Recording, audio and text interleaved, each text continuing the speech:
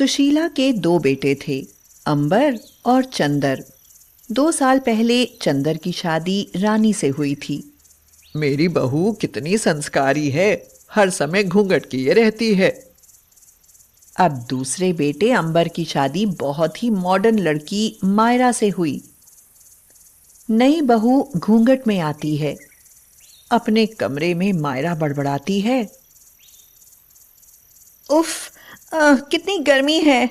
मैं 5 मीटर की साड़ी में तो घुटकर मर जाऊंगी। अभी चेंज करती हूँ।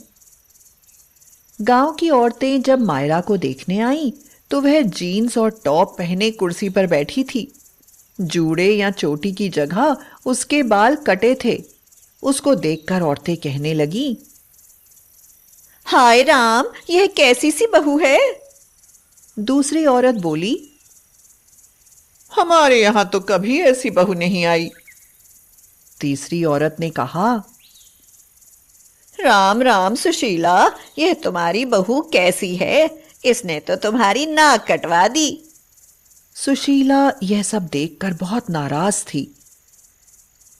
बहू, रानी को देखकर कुछ सीख लो। तुमने तो सबके सामने मुझे मुंह दिखाने के काबिल नहीं छोड़ा। हाँ।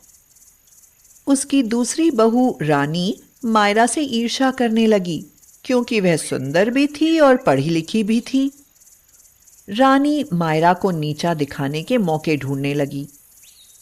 बहू मायरा, आज बहू भोज की दावत है, खाना बनाने के लिए तैयार हो जाओ। यह क्या होता है मम्मी? हे भगवान, कैसी बेवकूफ बहू हो तुम। अरे, इस दावत में बहू खाना बनाती है और सभी लोग खाते हैं। खाना खाकर लोग बहू को नेक उपहार देते हैं। अच्छा मम्मी। मायरा खाना बनाने के लिए जुट गई। सुशीला देखने आई कि देखे बहू खाना कैसे बनाती है। मायरा ने एक टेबल पर लैपटॉप सामने रखा था। वह हर डिश की रेसिपी देखकर सामान इकट्ठा कर रही थी और उसी के अनुसार बना रही थी। हे भगवान, यह लैपटॉप से देखकर खाना बनाएगी? तब तो यह हमारी नाक कटवा देगी। देखना आज इसकी कैसी हंसी उड़ेगी। मायरा ने 12 बजे तक सारी सब्जियां बना ली। खीर, पुआ, हलवा भी बन चुका था। बस अब कचौड़ी ही निकलनी बाकी थी। रानी अपने कमरे में बेड पर पड़ी पड़ी ईर्ष्या में फूकी जा रही थी और बड़बड़ा रही थी, देखो, आज ऐसा काम करती हूँ कि अब इसकी बदनामी हो जाएगी। सब कहेंगे कि यह तो पागल है, पागल। रानी ने मायरा से कहा, मायरा, एक कप चाय बना देना। मायरा चाय बनाकर सबको देने गई। इतनी देर में रानी ने जल्दी से किचन में जाकर एक मुट्ठी नमक और मिर्च सभी सब्जियों में झोंक दिया। इसके बाद वह खुश होकर अपने बेड पर बैठ गई और बोली, अब मजा आएगा।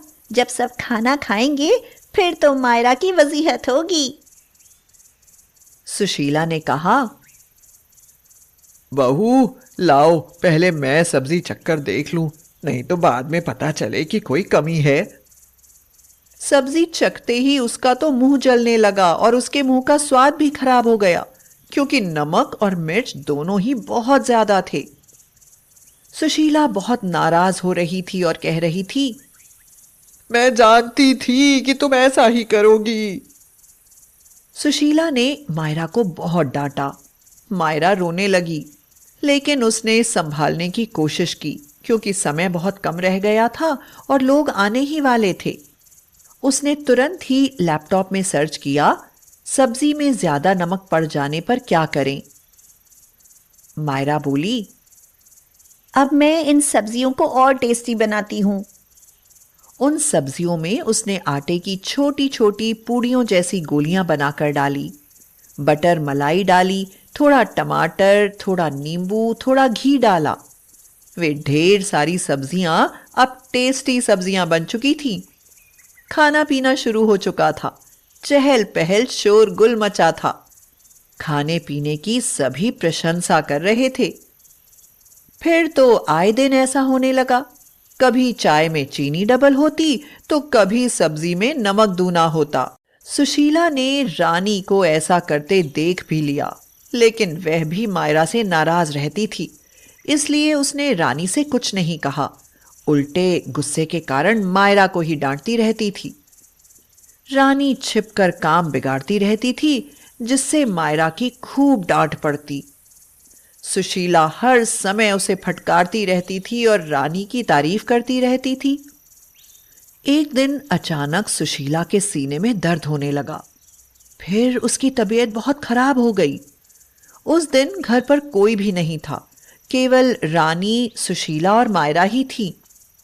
मायरा ने देर नहीं की, उसने फौरन हॉस्पिटल में परिचित डॉक्टर को फोन किया और बोली, हेलो डॉक्टर साहब, मेरी मम्मी की तबीयत बहुत खराब है, उनके सीने में तेज दर्द है। ये तो अटैक का लक्षण हो सकता है। देरी होने पर उनकी जान भी जा सकती है। आप फौरन हॉस्पिटल में ले आइए। देखिए, मैं अभी नहीं आ सकता, मैं जरा एक केस में उलझा हुआ हूं। मायरा ने कहा, ओके, मैं लाती हूँ। मैं क्या करूं, यहाँ तो कोई सवारी भी अभी नहीं मिलेगी। हाँ, वह बाइक खड़ी है, मैं तो बाइक रेस की चैंपियन हूँ। मायरा ने देर नहीं की। अंबर की बाइक खड़ी थी। मायरा बोली, मम्मी जी, आप बाइक पर बैठ सकती हैं क्या? आपको हॉस्पिटल ले चलती हूँ अभी। आप परेशान मत होइए मम्मी जी। उसने सुशीला को बाइक पर बिठाया और जल्दी से हॉस्पिटल ले जाकर एडमिट करा दिया। तुम इन्हें समय पर ले आईं, वरना इनकी जान को खतरा हो सकता था। 2-3 दिन एडमिट रहने के बाद सुशीला डिस्चार्ज होकर घर आ गई। मायरा ने उनकी खूब सेवा की। इस बीच में चालाक रानी बहाना बनाकर अपने मायके चली गई, जिससे उसे कुछ करना ना पड़े। बिस्तर पर पड़े पड़े सुशीला अकेलापन महसूस करती तो मायरा उसे अपने स्मार्टफोन से भजन कहानियां सुनाती। ऑनलाइन शॉपिंग करके होम डिलीवरी से घर बैठे ही दूध, फल, सब्जी आदि मंगवा लेती। डॉक्टर के यहाँ से चेकअप और दवाएं आदि भी वही करवाती रहती थी, जिससे अंबर और चंदर किसी को भी छुट्टी नहीं करनी पड़ी। अब सुशीला को अपनी मॉडर्न बहू की अहमियत मालूम पड़ी। सुशीला बोली, मायरा बेटी, तुमने मेरी जान बचाई। मैंने तुम्हें इतना डांटा, फिर भी तुमने मेरी इतनी सेवा की। और मैं रानी की तारीफ करती रहती थी, लेकिन वह तो मुझे मुसीबत में छोड़कर चली गई। तुमने तो मेरी बेटी की तरह मेरी सेवा की है। मायरा ने कहा, मेरी मम्मी तो बचपन में ही मर गई थी, तो मैं तो आपको ही अपनी मम्मी समझती हूँ। सुशीला की आंखों में आंसू भर आए। उसने कहा, बेटी, तुमने मेरी आंखें खोल दी।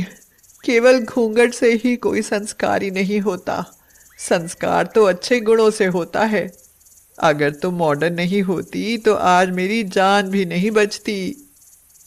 मायरा ने बोला, मम्मी, आप भी टेक्नोलॉजी का फायदा उठाइए। अब सुशीला भी मॉडर्न हो गई है। रानी अपने मायके से लौट कर आ गई। उसने फिर से वही काम किया, लेकिन इस बार सुशीला ने उसे बहुत डांटा और बोली, खबरदार, कभी तुमने दोबारा ऐसा काम किया तो। मायरा ने मेरी आंखें खोल दी हैं। वह सभी काम बहुत अच्छे से करती है। इतने दिनों तक उसने मुझे बहुत अच्छा खाना बनाकर खिलाया है। बेहतर होगा तुम भी अच्छा बनने की कोशिश करो। हाँ, किसी को नीचे गिराकर तुम कभी भी ऊंची नहीं हो सकती।